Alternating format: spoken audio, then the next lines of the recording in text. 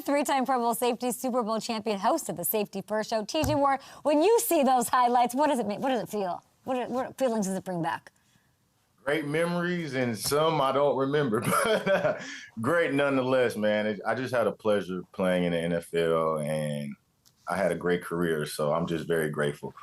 I want to talk to you, of course, about the Broncos. I want to go down memory lane a little bit, but we had this game last night, so this Cardinals defense, unbelievable. They had 3 turnovers last night, right? They broke out sunglasses on the sideline. It was very, celebratory. They were, look at this. They're really feeling themselves. Now, the no-fly zone was before the era when defenses started props and celebrations and all that. If you were playing today, what would have been your thing? What would you do? Oh, man, that's a good question. I don't know. I don't think we had that characteristic as a secondary. That just wasn't us. We were just grinders. We straight to the point. Get to work and get it done. And then we'll celebrate later. But, yeah, I think that's just the new generation. The new generation. Wouldn't happen when you're out there. Let's go to your Broncos. They're here 7-2. They kick off Week 10. They're looking pretty. I was just talking about Dre Greenlaw, the incredible performance he had. Defense taking over so the offense can figure it out, which we like to see. Now, 7-2, I do believe, is tied for the best record in the NFL. 2 games up on the Kansas City Chiefs. What are your impressions of Denver so far this year? Man, they've been playing complete team ball. Defense is playing fantastic. They're closing out close games after that loss to Indy earlier by the field goal. And, they're playing playoff football right now. And it's a great time to start moving into that style of play because it's getting cold and it's going to get physical. And it's really going to see who's going to come out of this portion of the season. And, a lot of teams are at 5 losses, right? You really don't want to get to 6, 7, 8 losses. So if you can stay around 5 losses and increase your win column, then it looks good for you in the playoffs. But it's definitely playoff football time. If you got to go talk to the team and talk to maybe the offense, talk to, how would you fix the slow starts? Me? Yeah. I would say nothing to the offense because I'm a defensive player. I just let them get it together on their own, but we're winning right now. So it may look ugly, we may start slow, but as long as we get the plays when we need them, it's all good. I mean, No. You're taking years off my life here with these. Absolutely. You can't. Do you think you're going to do this again? Let's say that I know the Chiefs coming off a loss to the Bills, but you think that's going to work against the class of the AFC, even though they have this record and they're winning? Absolutely. They can have these 3 quarters and then just have dramatic fourth quarter comebacks. Absolutely. Explain that to me. Why should I feel good about that? We did it in 2015. Okay. Tell me more. All our games were last-minute comebacks. We weren't winning by big points. It was 3-point wins, 6-point wins. As long as the defense is doing its job and keeping, the other offense to minimum points, creating turnovers, you have a chance to win. And Bo's playing well in the second half. And that's when you win football games. You win football games in the 3rd and 4th quarter. And that's when he plays his best ball. Something happens there. I have to ask you in general with comebacks, are they exhausting, win or loss? Like when how does it affect you? Why are you smiling? Because they're not exhausting. They're exhilarating. Really? Oh. They're exhilarating. It's like a high, right? You're in this position where you think the game is over. You keep working, and at times it seems like you're never going to come back. And then you do. And it's just like it puts something in you. It puts a belief, an understanding that we can get it done at any moment, at any time. Of course, barring a blowout, but if the game is close, we can win it. And that builds confidence in the team. And that's what you need in the playoffs.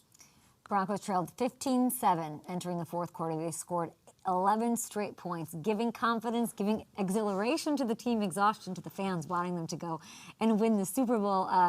I'm seeing rumors right now that there could be a big move for these Broncos today. It's trade deadline day. Really? I'm hearing Jalen Waddle. Your thoughts? Ooh. Waddle's a good receiver. He takes the top off. We need another explosive receiver. So, I think that'll be a great pickup. Another receiver would be great. I like Jacoby Myers in Las Vegas. He has sure hands. He can stretch the field. He catches in traffic. He's another big body to go along with Cortland and Franklin. So I think another receiver would be warranted. Speed, hands, sure hands, and stretch the field is what we need. Rashid Shaheed would be my vote. I like Shaheed. I think he doesn't stay as healthy as I would like.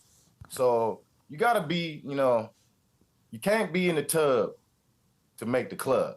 So if you're not available, then you really don't do us no justice. You don't do us no good. So you need somebody that has a record of staying healthy. And Rashid, I mean, he's hurt every year. I just don't like it. Pete Carmichael has familiarity with him. Maybe there's something there. I mean, Sean calling Mickey feels like something that might happen. George Payton, of course, would have to approve of that. But a big move we're saying that's the need here. Trade deadline day. Yeah. TJ Ward's wish for the Broncos is adding a receiver. Yes, ma'am. Yes, ma'am. Okay, if we look at the NFC, there's a lot going on. Can we look at I don't even know I think we have the odds, not the standings. But the standings are crazy. There's lots of, here we go. We have some ties here, all the 6 and 2s, all of that. 5 teams have 6 wins, TJ. Who do you think is the best team in the NFC? Right now, I'm going to go with Philadelphia Eagles. Philadelphia Eagles are the best team in the NFC, period. They're the defending champs. They have they have the best record in the NFC. You got to call it how it is. I know everybody wants somebody to take the throne, somebody else to come and take the throne, and it's appetizing to say, look, I was right.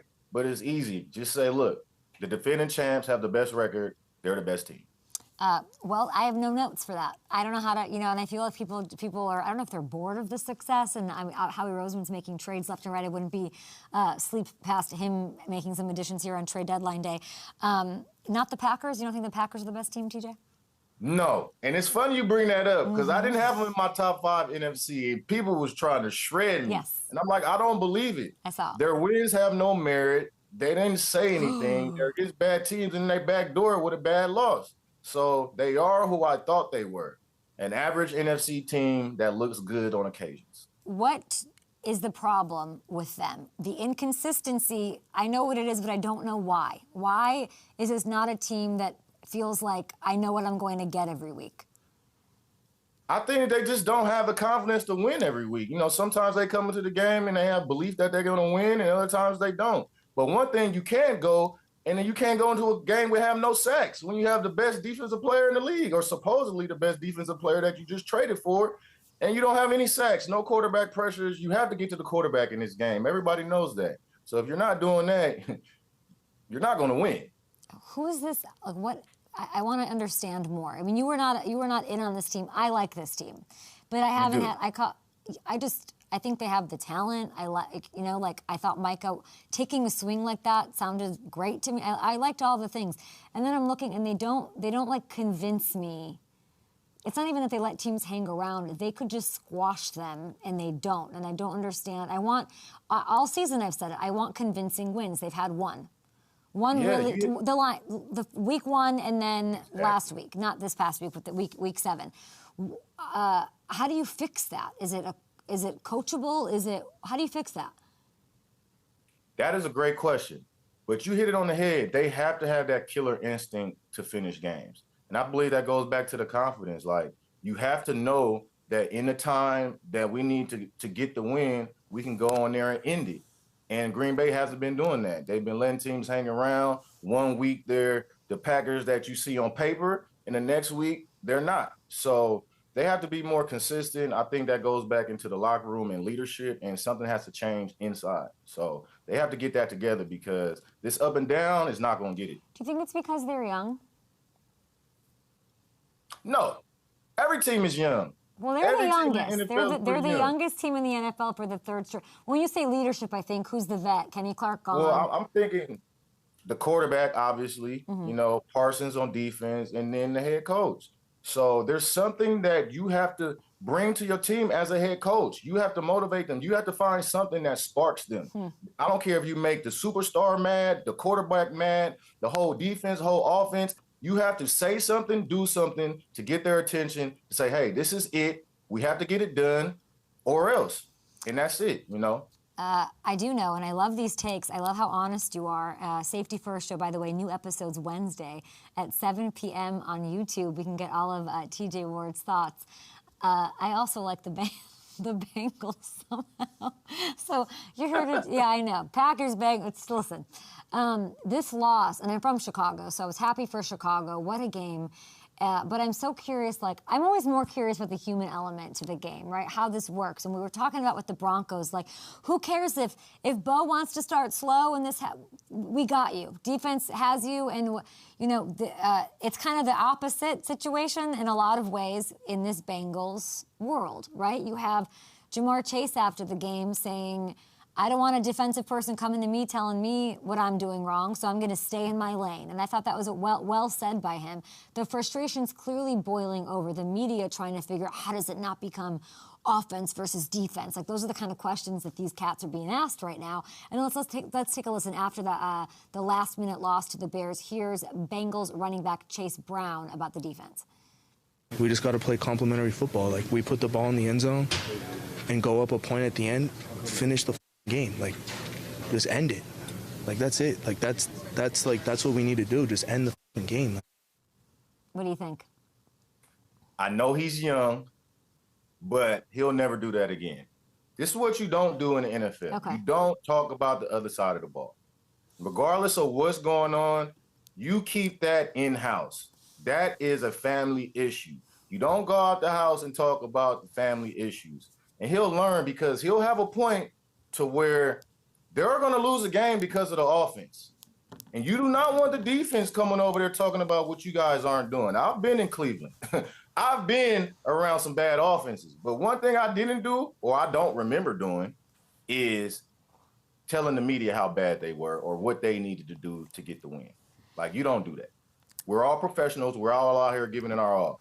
So he's a young player. He'll learn, but don't do that. You don't do that. All I know is we have a guest named Derrick Henry coming on the show right now, and he hasn't even faced the Bengals once yet. He might get 1,000 yards in these 2 games up against this defense, TJ. That defense is terrible. Oh my God. They are horrid. Yeah, maybe they moved Trey Hendrickson today. We'll see. They want a first round for him. But when all this happens after the trade deadline, which is today, catch the Safety First show. New episodes Wednesdays at 7 p.m. on YouTube. TJ Ward, thank you so much for coming on the show. Appreciate you having me. I appreciate you.